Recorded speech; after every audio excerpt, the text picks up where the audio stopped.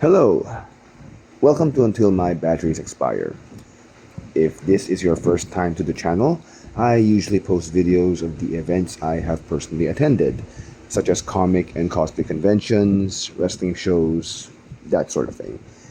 I have previously posted videos discussing wrestling promotions in the Philippines, and this video is the latest in that series. So, let's get right down to it. 2024 was the year a lot of historical milestones were achieved in the Philippine wrestling scene. The Philippine debut of IWGP World Heavyweight Champion Zack Sabre Jr., or Dexcon's Jam of the Joshis, perhaps the first time a locally produced wrestling show featured overseas competitors in every match of the card. Or Chelsea Marie versus Joya, becoming the first women's singles match to headline a local wrestling event. But 2024 also had the biggest setback for Philippine wrestling when the Manila Wrestling Federation suddenly closed down.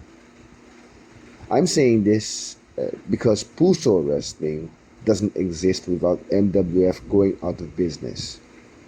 Puso Wrestling is the newest promotion here in the Philippines, and it's the successor to the Manila Wrestling Federation. One cannot really talk about Puso Wrestling without including the MWF. MWF's closure happened on the same weekend Dexcon ran their biggest show ever, Decada, headlined by Zack Sabre Jr. versus Jake De Leon. Decada was a show created to celebrate modern Philippine wrestling's 10th anniversary. The weekend of Dexcon Decada was supposed to be an exciting and uplifting time for Philippine wrestling, and instead turned into a bittersweet experience where wrestlers and fans had to process the news of MWF suddenly going out of business. The Manila Wrestling Federation had led the comeback of Philippine pro wrestling from its pandemic-induced atrophy and eventually became the leading promotion in the country. They were even able to secure a TV deal in 2023 based on their performance in reviving pro wrestling after the quarantine. Then it shut down and ceased operations in May 2024. Maybe one day the full details of MWF's closure will come to light. Right now, well, all fans have to go with is speculation. The senior management of MWF had posted they were all stepping away from pro wrestling. But the talent and staff of the company posted a joint statement that they were going to continue wrestling. That the end of MWF wasn't going to stop them from pursuing their passion. On June 29, the roster organized a Pinoy Wrestling Night. Fan attendance was invitation only. It was on this event that the roster would announce the creation of Puso Wrestling. Puso being heart in Filipino. As long as they have heart, as long as they have breath, these men and women will continue to wrestle and continue to build wrestling in the Philippines. Puso Wrestling has since produced 2 live events under their banner. A tournament to crown Puso's first champion has been the focus of these initial shows, but its promotion has continued the storylines that were running in MWF at the time it closed down. This includes developing and growing what is currently the largest women's roster in Southeast Asian wrestling. Chelsea Marie and Joya main evented Puso Wrestling's last event, Heart to Heart. And in fact, both of them went on to compete against international talent just a couple of weekends ago at Dexcon's Jam of the Joshis. All of the women currently competing in Puso Wrestling had matches in Jam of the Joshis, wherever they were competing against international talent or they were teaming with international talent for that show.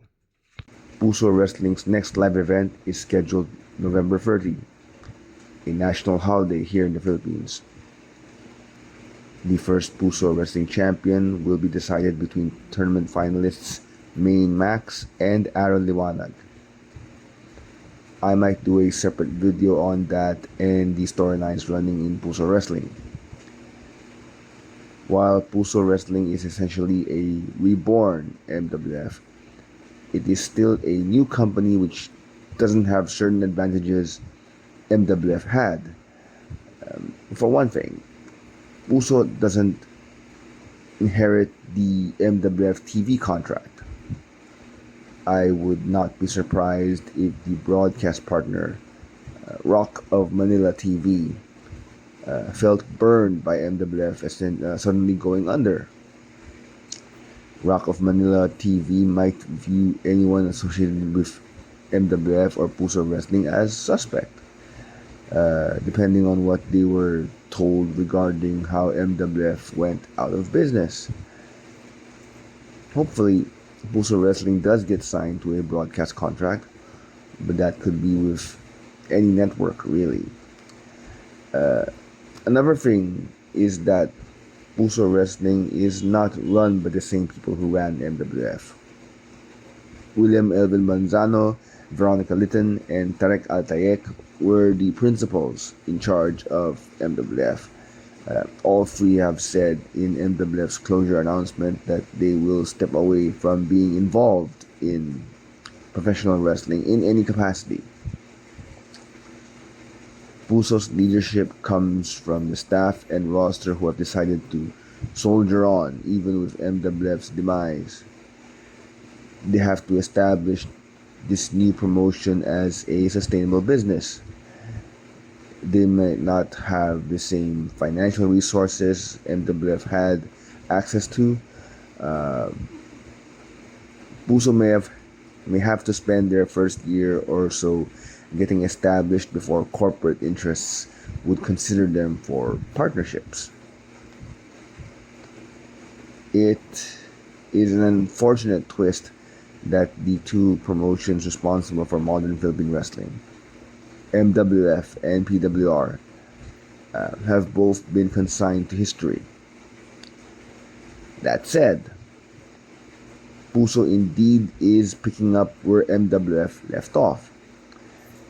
They have maintained MWF's partnerships with World Underground Wrestling and DexCon. Many of the small businesses that sponsored and advertised on MWF have transferred to Puso Wrestling. With their third show 1 month away, Puso may have the opportunity to further establish their own identity distinct from their predecessor. I wish them well. I hope I will be able to attend their next show in November. And with that, thank you for your time.